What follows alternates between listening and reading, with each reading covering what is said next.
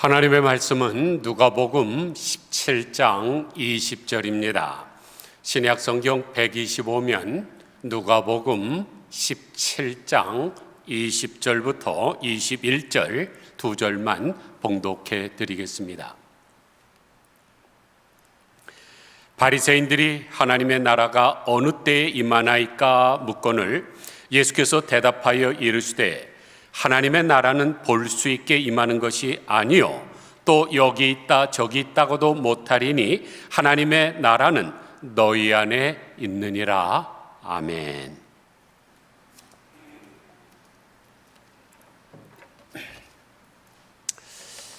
(46명이나) 되는 미국 역대 대통령들 가운데 가장 존경을 받는 분은 제16대 대통령인 아브라함 링컨입니다. 그분의 이야기를 쓴 책이 바로 백악관을 기도실로 만든 대통령 링컨이라는 책이죠. 그 책에 이런 이야기가 나옵니다. 링컨 대통령 당시 남북 전쟁으로 인해서 장래가 불투명함으로 말미암아 젊은 사람들이 희망이 없이 방황하고 있었습니다. 그래서 링컨 대통령은 젊은이들을 백악관에 초대해서 대화를 나누던 중에 길볼트 그린이라는 청년이 걱정을 하면서 이렇게 묻습니다. 이러다가 우리나라가 끝장나는 것이 아닙니까? 그러자 링컨 대통령은 얼굴에 환한 미소를 지으며 그 청년의 어깨를 두드리면서 이렇게 말했습니다. 내가 청년 시절에 이었을 때 평소 존경하던 노인과 청명한 가을밤 하늘을 보고 있었다네. 그때 마침 하늘에서 무수한 별똥별들이 떨어지는데 나는 몹시 두려워했지. 혹시 별똥별들이 떨어져 지구가 멸망하는 건 아닌가 하고 말일세. 그런데 그 노인은 나의 어깨를 두드리며 이렇게 말했다네. 저 유성들을 바라보며 두려워하지 말고 더 높은 데서 반짝이는 아름다운 별들을 보고 꿈과 희망을 간직하게나. 그 후로 나는 하늘의 별들을 바라볼 때마다 꿈과 희망을 간직하게 되었고 하나님의 얼굴을 바라보고 있다는 느낌으로 별들을 바라보았다네. 아무쪼록 자네도 꿈과 희망을 잃지 말게나. 사랑스러운 성도 여러분, 떨어지는 유성들을 바라보면서 두려워하지 않고 더 높은 곳에서 빛나는 별들을 바라보고 살았더니 어떻게 됐습니까? 나라가 박살이 났습니까? 아니죠. 또 링컨이 실패해서 감옥에 갇히거나 노숙자가 됐습니까? 아닙니다. 도리어 나라는 통일이 되어서 가장 강력한 합중국이 되었고 링컨은 가장 존경받는 대통령이 되었습니다. 그러므로 우리는 청년처럼 두려워할 것이 아니라 링컨처럼 꿈과 희망을 가져야 됩니다. 그리고 광명한 저 하늘을 바라볼 때마다 하나님의 얼굴을 보는 것 같이 생각하면서 사셔야 합니다. 요즘 태양이 정말로 뜨겁게 장렬함으로 매우 더운데 무슨 생각이 드십니까? 저는 이런 생각이 듭니다. 나 좀 기억해 달라. 우리가 하나님을 자꾸만 잊어버리니까 하나님이 뜨겁게 해서라도 나를 잊지 말아달라고 하는 것 같습니다. 성경에 보면 하나님을 태양에 비유하는 말씀들이 많이 있지 않습니까? 사람들은 자신이 보는 것으로 사고하고 자신이 사고하는 대로 행동을 합니다. 그래서 우리가 사물이나 사건들을 어떤 관점에서 바라보느냐 하는 것은 매우 중요합니다. 그것을 우리는 가치관이라고 부르죠. 그런데 그 가치관은 내가 무엇을 보려고 노력하느냐에 따라서 만들어집니다. 예를 들어서 내가 매일 돈을 보고 돈 쉬는 재미에 사로잡혀 있으면 그 사람은 당연히 수전노가 됩니다. 그런데 그 노자가 바로 노예라고 하는 그 노자입니다. 그런 사람은 자유인이 아니라 노예이기 때문이죠. 그런데 우리는 자유인이면서 동시에 신앙인입니다. 신앙인은 어떤 것을 신앙인이라 그럽니까? 교회 나오는 정도가 신앙인인가요? 아니죠. 그건 그냥 주일 신자입니다. 신앙인은 내가 지금 보는 사건들과 지금 일어나는 모든 일들을 하나님의 관점에서 바라보는 사람을 신앙인이라고 하는 것입니다. 그러므로 우리는 삶이 아무리 힘들어도 링컨처럼 현실 너머에서 역사를 주관하시고 섭리하시는 하나님을 바라보면서 살아야 됩니다. 그런 신앙의 관점에서 세상을 바라보는 사람은 아무리 세상이 어렵다 할지라도 희망을 노래하면서 살 수가 있습니다. 바로 하나님의 나라를 바라보며 사는 사람들이죠. 왜냐하면 하나님의 나라는 천지가 개벽되고 하늘이 무너져도 영원토록 왕성하기 때문입니다. 그래서 성경 전체를 요약하라고 하면 하나님의 나라죠. 선상보훈의 결론 부분인 마태복음 6장 33절에 봐도 너희는 먼저 그의 나라와 의를 구하라고 하셨습니다. 그 먼저라는 단어가 프로토스라는 단어인데 최우선적으로라는 뜻입니다. 우리가 이 세상을 살아가면서 추구해야 될 가장 최상의 가치, 최우선적으로 해야 되는 것이 바로 하나님의 나라입니다. 그래서 마가복음 1장 14절을 보면 세례 요한이 잡힌 후 예수께서 갈릴리에 오셔서 하나님의 복음을 전파하여 이르시되 때가 찼고 하나님의 나라가 가까이 왔으니 회개하고 복음을 믿으라고 하셨습니다. 그러니까 예수님께서 이 땅에 오셔서 하신 첫 번째 설교가 바로 하나님의 나라입니다. 그런데 사도행전 1장 3절을 보면 예수가 고난을 받으신 후에, 이 말씀은 예수께서 십자가에 달려 돌아가신 후에라는 뜻입니다. 또한 그들에게 확실한 많은 증거로 친히 살아계심을 나타내사 40일 동안 그들에게 보이시며 하나님의 나라의 일을 말씀하시니라. 그러니까 예수님이 부활승천하시고 그 다음에 다시 부활하셨다가 이제 40일 동안 이 땅에 있으면서 맨 마지막으로 하신 설교가 바로 하나님의 나라라는 말씀입니다. 이처럼 예수님의 관심사는 첫째도 하나님의 나라요, 마지막도 첫째 나라, 하나님의 나라입니다. 왜냐하면 하나님의 나라는 최종 목적이기 때문이죠. 그런데 기독교를 믿는다고 하는 신자들 가운데 하나님의 나라에 대한 설교를 좋아하지 않는다는 연구 결과가 나와 있습니다. 왜 그럴까요? 이유가 있습니다. 여러분, 1전짜리 동전을 여러분의 눈에다가 가까이 대보십시오. 무슨 일이 일어납니까? 아무 일도 일어나지 않습니다. 저 찬란한 태양도 보이지가 않습니다. 하나님의 영광도 보이지를 않죠. 왜냐하면 동전을 너무나 가까이 자기 눈에 대었기 때문입니다.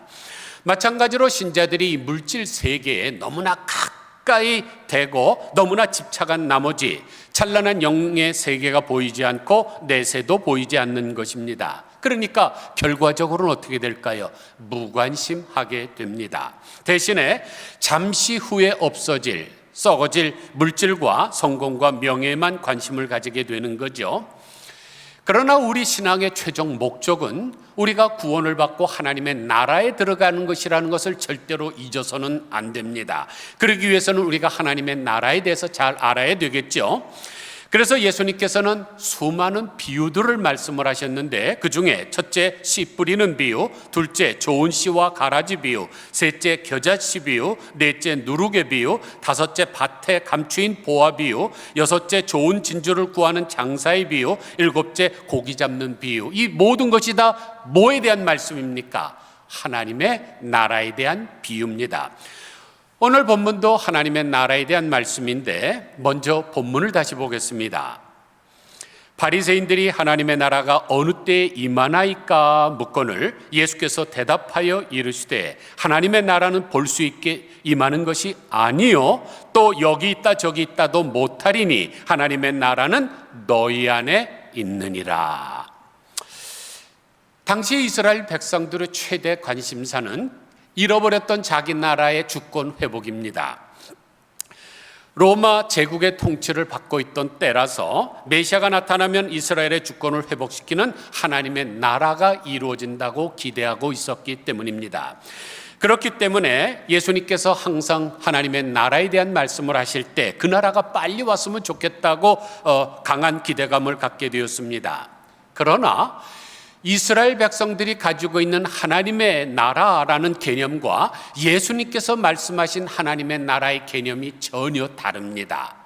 지금도 수많은 신자들이 생각하는 하나님의 개념, 하나님의 나라의 개념과 예수님이 성경에 기록하신 말씀의 개념이 다를 수가 있습니다. 이스라엘 백성들은 잃어버린 나라의 주권 회복이기 때문에 어떠한 방법을 써서라도 회복하기를 원했습니다. 그 사람들이 바로 성경에 나오는 열심당원들이죠. 이 열심당원들을 우리가 사카레이 그러는데 그 뜻은 품속에 단검을 품고 있는 자라는 뜻입니다. 그래서 그들은 로마 황제가 유다를 통치할 아무런 근거가 없다고 주장하면서 로마 군대나 로마 군대의 앞잡이나 이런 사람들에 대해서 무력으로 저항을 했죠. 그리고 그러기 위해서 그들의 품속에는 항상 단검을 쥐고 다니면서 우상 숭배자나 신성 모독자나 로마의 앞잡이하는 사람들을 처단했습니다. 물론 이스라엘 백성 전체가 다 열심당원은 아니었지만 그들 마음속엔 어떻게든지 로마로부터 주권을 회복하는 것이 하나님의 나라라고 생각을 했습니다. 그러나 예수님은 그렇게 생각하지 않지요. 그래서 하나님의 나라가 언제 임합니까? 라고 묻자 하나님의 나라는 볼 수 있게 임하는 것이 아니다라고 하셨습니다. 이 볼 수 있게라는 단어가 바로 관찰하다는 뜻입니다. 인간의 눈으로 관찰해서 하나님의 나라가 임하는 것을 볼 수가 없습니다. 하나님의 나라는 영이기 때문에 그렇죠. 또 여기 있다 저기 있다도 못하리니 하나님의 나라는 너희 안에 있느니라 그랬습니다. 그러므로 어느 사람이 정신 나간 말을 해서 천국이 여기 있다 천국이 저기 있다 이렇게 말하게 되면 그 사람은 이단입니다. 그런데 여기서 가장 중요한 단어는 너희 안에라는 단어입니다. 헬라어로 엔토스 휘몬이라는 단어인데 그러면 너희 안에 있다는 하나님의 나라는 무슨 뜻일까요? 첫째로 예수님의 자신이 하나님의 나라라는 뜻입니다. 지금 예수님께서 바리새인들에게 뭐라고 말씀하셨냐면 하나님의 나라는 너희 안에 있다 그랬습니다. 그런데 이 안에라는 엔토스라는 단어는 뭐뭐뭐 안에도 되지만 뭐뭐뭐 가운데라는 뜻도 있습니다. 그래서 표준 세번역 성경을 보면 또 보아라 여기에 있다 또 저기에 있다 하고 말할 수도 없다. 보아라 하나님의 나라는 너희 가운데 있다 그랬습니다. 영어 성경도 마찬가지예요. 가장 원문에 가깝게 번역했다고 하는 NASB 영어 성경을 보면 Nor will they say, look here it is, or there it is, for behold, the kingdom of God is in your midst. In your midst가 무슨 뜻입니까? midst, middle, 그렇죠? 너희 정 가운데 있다, 너희 중앙에 있다는 뜻입니다. 만약 지금 예수님께서 말씀하신 너의 안에 있다는 말이 우리 안에 있다고 그렇게 해석하게 되면 지금 이 말씀의 대상자가 누굽니까? 지금 바리새인들한테 하는 거 아니에요? 그런데 바리새인들은 어떤 사람이었습니까? 항상 예수님에게 책망을 받던 사람들이죠. 예를 들어서 마태복음 23장 13절을 보면 화 있을진저 외식하는 서기관들과 바리새인들이여 너희는 천국문을 사람들 앞에서 닫고 너희도 들어가지 않고 들어가려 하는 자도 들어가지 못하게 하는도다. 이 사람들은 바리새인들은 자기들도 천국에 들어가지 않고 다른 사람이 천국에 들어가려고 하는 것도 방해하는 사람들입니다. 그런데 그 사람들 안에 천국이 있다고 하면 말이 되겠습니까? 언어도단이죠. 예수님께서 12 제자들에게 8복을 주셨습니다. 그것이 산상보훈에 나오는 8가지 복이죠. 그런데 이 바리새인들에게는 7저주를 했습니다. 7번에 걸쳐서 화 있을진저 바리새인들이요. 그런데 그들 안에 천국이 있다는 것은 말이 맞지 않습니다. 그러므로 여기 너희 안에라는 말을 너희 가운데라고 번역을 하면 되죠. 그러면 너희 가운데 있는 천국은 누굴까요? 바로 예수님이십니다. 지금 바로 그들 가운데 서 계시기 때문이죠. 그러면 왜 예수님이 천국이 되실까요? 주기도문을 보면 알 수 있습니다. 예수님께서 주기도문을 가르쳐 주시면서 세 번째 하신 말씀이 바로 나라가 임하옵시며 였습니다. 그런데 예전에는 지금까지 우리가 어떻게 했습니까? 나라 임하옵시며 그랬죠. 그런데 여러분들이 암송하는 걸 보면 나라 임하옵시며라고 그러는 분은 거의 못 들어봅니다. 분명히 성경에는 나라 임하옵시라고 돼 있는데 거의 다 발음은 나라에 임하옵시며라고 합니다. 왜냐하면 나라이가 고체이기 때문에 그렇죠. 그런데 나라에 임하옵시며라고 간청을 한다면 뭐가 될까요? 주님께서 이 나라에 와 주십시오라는 뜻이 되겠죠.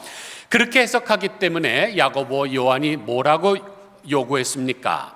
주의 나라가 임할 때 영광 중에 우리를 주의 우편과 좌편에 앉혀 주옵소서 그랬죠. 그때 예수님께서 뭐라 그랬어요? 너희들이 구하는 바를 알지 못하는도다라고 책망을 하셨습니다.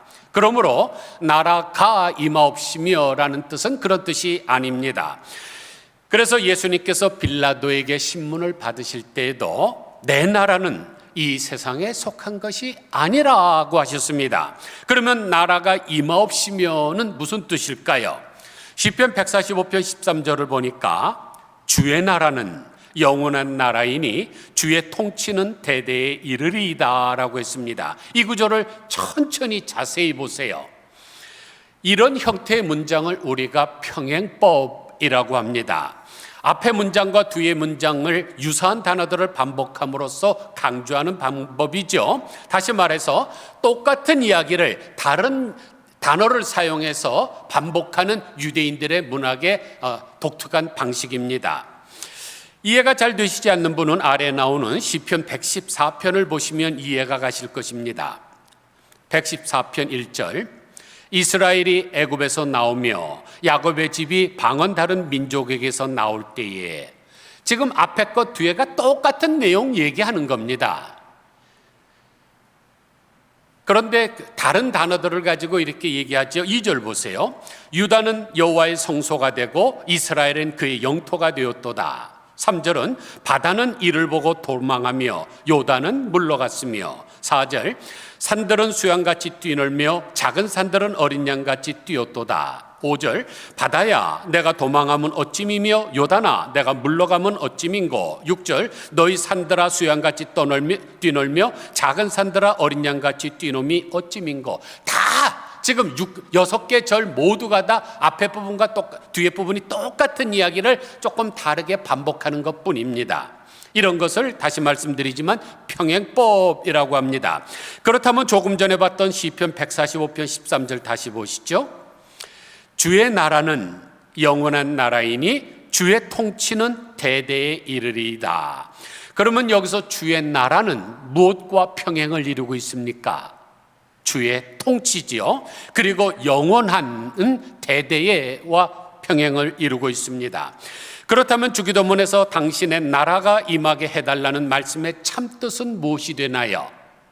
당신의 통치가 임하게 해달라는 뜻이죠. 다시 말해서 하나님 우리를 다스려 주시옵소서라는 뜻입니다. 사실 나라가 임하옵시며라고 할 때 그 나라라는 단어는 우리가 지금 살고 있는 이 네이션을 말하는 것이 아니죠. 절대 권력을 가진 군주인 왕이 다스리는 왕국을 말합니다. 그래서 그 나라는 영토를 가리키는 것이 아니라 왕권을 가리킵니다. 마태복음 12장 28절을 보면 내가 하나님의 성령을 힘입어 귀신을 쫓아내는 것이면 하나님의 나라가 이미 너에게 임하였느니라. 예수님께서 귀신을 내쫓았습니다. 어떻게 된 건가요? 예수님의 통치가 이루어짐으로 말미암아 귀신이 쫓겨난 것이죠. 그러니까 영토, 땅덩어리가 임한 것이 아니라 예수님의 통치권이 임한 것입니다. 그러므로 예수님께서 하나님의 나라가 너희 안에, 너희 가운데 있다는 말씀은 예수님의 통치권이 너희 가운데 임했다는 뜻이고, 그 통치권자는 바로 나 예수라는 자기 선언입니다. 그러면 왜 예수님이 오시면서 하나님의 나라가 시작됐을까요? 물리학에 임계점이라는 용어가 있습니다. 혹시 들어보셨습니까? 임계점. 임계점이란 물질의 구조와 성질이 다른 상태로 바뀔 때의 온도와 압력을 가리키는 말입니다. 다른 말로 해서 한계가 임했다는 거죠. 여러분 옛날에 스티븐스가 발명했던 증기기관차 보세요. 물입니다. 물을 펄펄펄펄 끓이니까 이게 바뀌기 시작해서 증기가 돼요. 그리고 그 압력으로 인해서 기차 바퀴를 돌려서 기차가 가지 않습니까? 임계점에 한했기 때문입니다. 그런데 이 임계점은 물질에만 있는 것이 아니죠. 역사 속에도 있습니다. 하나님의 때가 무르익으면 역사는 새로운 질서로 넘어갑니다. 종교개혁 같은 것이 아주 좋은 예죠. 1517년에 종교개혁이 시작됐습니다. 그전에는 타락한 천주교가 계속 세상을 다스려갔고 마녀 사냥하고 뭐 여러 가지 잘못된 일이 많았죠. 또 헌금을 하면 뭐 지옥에 있던 사람이 천국으로 옮겨간다는 연옥설, 또 면죄부 같은 것도 하지 않았습니까? 그런데 종교개혁이 일어남으로 이 한 임계점이 임해서 새로운 역사가 진행이 됐습니다. 우리가 비가 오는 것도 마찬가지죠. 이제 바다에서 수증기가 증발이 됩니다. 그러면 하늘로 올라가요. 그런데 하늘에서 그것을 홀딩할 수 있는 그 임계점이 넘어지게 되면 폭우가 돼서 이 땅으로 쏟아지는 것 아닙니까? 그것이 바로 하나님의 역사 개입인데, 쉽게 말해서 예수님의 통치가 시작된 하나님의 나라 실현입니다. 둘째로 하나님의 나라는 그 하나님의 통치를 받는 사람들 안에 있습니다. 이것을 내심천국이라고 부릅니다.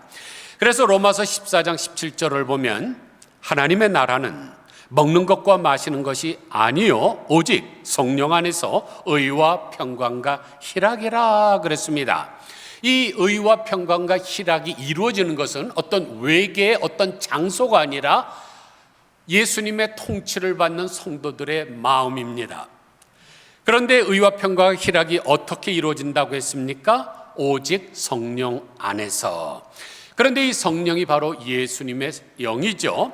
요한복음 14장 26절을 보니까 보혜사 곧 아버지께서 내 이름으로 보내실 성령, 그가 너희에게 모든 것을 가르치고 내가 너희에게 말한 모든 것을 생각나게 하리라. 그러니까 성령님은 하나님께서 예수 그리스도의 이름으로 보낸 영입니다. 사도행전 16장 7절에 좀 더 자세히 나오는데, 무시 앞에 이르러 비두니아로 가고자 애쓰되 예수의 영이 허락하지 아니하시는지라. 여기 보세요. 예수의 영이 허락하지 않았다. 그런데 여러분, 예수님이 부활하시는 이야기가 사도행전 1장에 나와요. 오순절 강림에 대한 이야기는 사도행전 2장에 나옵니다. 그런데 예수의 영이 허락하지 않은 것은 16장입니다. 엄청난 세월이 지난 다음에도 성령이라고 하지 않고 예수의 영이라고 하잖아요. 성령은 곧 예수의 영이기 때문입니다. 그런데 그 예수의 영, 즉 성령 안에 있으면 의와 평강과 희락을 얻을 수가 있습니다. 마음의 천국이 형성되는 거죠. 그래서 고린도후서 5장 17절을 보면 그런즉 누구든지 그리스도 안에 있으면 새로운 피조물이라 이전 것은 지나갔으니 보라 새 것이 되었도다라고 하십니다. 거듭난 성도의 심령에는 이미 주님의 성령이 임재해 계십니다.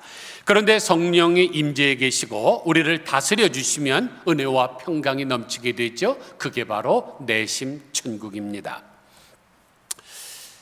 사실 내 마음에 성령이 충만하고 마음의 평안과 은혜가 충만하게 되면 세상에 두려울 게 없죠. 여러분, 순교하시는 분들 보세요. 그 총, 칼 또는 창 이런 거 앞에 섰을 때 사람이 두려워하지 않을 수가 있겠습니까? 본능적으로는 그렇죠. 그런데 천국을 사모하면서 살면서 이 천국이 내 마음에 이루어지게 되면 그 두려움을 이길 수가 있는 거예요. 사도 베드로 한번 보세요. 지금 헤로드 왕이 그를 잡아서 이제 죽이려고 내일 사형 집행을 시키려고 그랬습니다. 그런데 베드로가 그날 밤에 어떻게 됐습니까? 너무나 깊이 자갖고 천사가 나타났는데도 깨닫지 못하니까 옆구리를 발로 차서 깨우지 않아요? 보통 사람들은 너 내일 사형 집행을 한다 그러면 잠 못 잡니다. 그러나 마음의 천국이 일어난 사람은 어차피 죽어도 천국 갈 거고 살아도 천국 갈 거니까 두려움이 없어지는 거죠. 셋째로 하나님의 나라는 우리의 관계 속에서 이루어집니다. 오늘 본문에는 좀 이상한 것이 있습니다. 모순이 되는 것 같은 단어가 나옵니다. 하나는 여기 있다 저기 있다도 못하리니 라는 말에서 하리니 이 단어가 미래형으로 되어 있습니다. 또 다른 하나는 하나님의 나라는 너희 안에 있느니라고 할 때 있느니라 하는 단어는 현재형으로 되어 있습니다. 아니, 같은 단어 안에 미래형과 현재형으로 어떻게 그런 것이 가능할까요? 예수님께서는 하나님의 나라에 대해서 말씀하시면서 미래형과 현재형을 동시에 사용하고 계십니다. 왜냐하면 이것은 하나님의 나라가 이미 우리 안에 임재해 있지만 그것은 미래의 완성을 위해서 이루어가야 하는 것을 깨닫게 하시기 위함이죠. 지금 우리가 경험하고 있는 하나님의 나라는 먼 장래에 완성될 하나님의 나라를 미리 경험하는 것입니다. 요한계시록에서는 완성될 하나님의 나라를 보여주고 있죠. 그것이 새 하늘과 새 땅입니다. 그런데 그 천국은 먼 미래에만 들어갈 곳이 아니라 지금 우리 안에, 그리고 우리가 살아가는 사람들 관계에서 미리 경험되고 맛보고 살고 있다는 것입니다. 그런데 요즘 성도들 봐도 아까 제가 말씀드렸죠. 성도들이 하나님의 나라에 대한 설교 좋아하지 않는다는 통계가 있듯이 많은 사람들이 천국을 잃어버렸습니다. 왜 그럴까요? 이유는 자기 혼자 있을 때는 누구보다도 신앙이 좋습니다. 그런데 다른 사람과의 관계에서는 그렇지 못하기 때문에 그렇습니다. 그래서 마태복음 5장 23절을 보면 그러므로 예물을 제단에 드리려다가 거기에서 내 형제에게 원망 들을 만한 일이 있는 것이 생각나거든 예물을 제단에 앞에 두고 먼저 가서 형제와 화목하고 그 후에 와서 예물을 드리라 그랬습니다. 여러분, 이 제사 드리고 예물 드리는 것이 얼마나 중요한 일입니까? 그런데 그것을 거기다 놔두고 가서 형제와 화목하고 와서 드리라고 하나님은 말씀하고 계십니다. 왜냐하면 다툼과 분쟁이 있는 곳엔 천국이 임하지 않기 때문에 그렇습니다.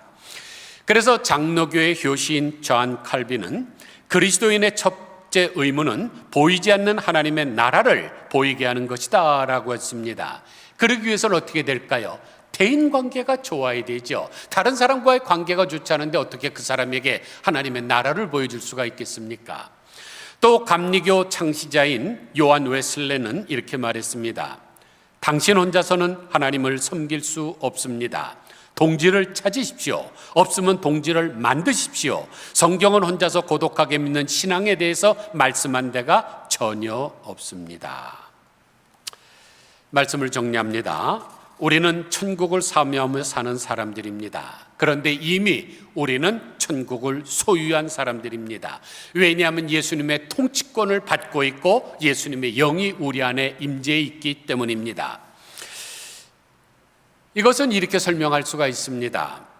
어떤 남자가 수년 전에 농장을 샀는데 대출금을 상환하지 못해서 우울증에 걸렸습니다. 그리고 담보회사로부터 60일 기한을 줄 테니까 상환하라. 그때까지 갚지 못하면 농장을 압류하겠다고 협박을 했습니다. 그런데 상환할 능력이 없어서 아주 염려와 걱정에 쌓여 있었죠. 그런데 어떤 석유회사가 찾아와서 혹시 이 땅에 석유가 있는지 한번 테스트해봐도 되겠느냐고 했습니다. 어차피 상환하지 못하기 때문에 이제 압류당할 것이니까 그래 해보십시오 그랬습니다. 그런데 며칠 후 석유회사가 기계를 가지고 와서 땅을 파는 날 어떻게 됐을까요? 땅속에서 기름이 펑펑 쏟아지게 됐습니다. 그러면 그 사람은 언제부터 백만장자가 된 것인가요? 석유회사에서 기름을 발견했을 때부터인가요? 아니죠. 농장을 샀을 때부터 이 사람은 벌써 백만장자였습니다. 그런데 땅을 파고 시추할 때까지는 그것을 알지 못하고 있었을 뿐입니다. 하나님의 나라도 마찬가지죠. 하나님의 나라는 이미 우리 것입니다. 우리는 예수님의 통치를 받고 있고 또 하나님의 통치를 받는 성도들 안에 하나님의 영이 임재해 있기 때문입니다. 그런데 우리가 그것을 느끼지 못하고 있을 뿐이죠. 이제 우리는 그것을 발견하고 그것을 느껴야 됩니다. 사도행전 2장 44절을 보면 믿는 사람들이 다 함께 있어 모든 물건을 서로 통용하고 또 재산과 소유를 팔아 각 사람의 필요를 따라 나눠주며 날마다 마음을 같이하여 성전에 모이기를 힘쓰고 집에서 떡을 떼며 기쁨과 순전한 마음으로 음식을 먹고 하나님을 찬미하며 또 온 백성에게 칭송을 받으니 주께서 구원받는 사람을 날마다 더하게 하심이라. 여기 보세요. 초대교회 성도들은 자기의 재산을 팔아서 성도들에게 다 나눠줍니다. 또 기쁨이 충만합니다. 떡을 뗍니다. 찬양을 합니다. 왜 그럴까요? 이분들의 마음에 이미 천국이 도래해 있기 때문입니다. 이것을 가리켜서 실현된 천국이라 그러죠. 내심 천국만 천국이 아니고 실현된 천국도 천국이고 우리가 장착할 그 나라도 천국입니다. 그러므로 천국은 장차 우리가 갈 미래의 장소만이 아닙니다. 이미 이 땅에서 실현되고 있습니다. 그것을 누리기 위해서는 첫째, 예수님의 통치를 받아야 하고, 둘째, 성령 안에서 우리의 심령에 의와 평강과 희락을 이루어야 되고, 셋째, 대인관계 속에서 하나님의 나라를 만들어 가야 됩니다.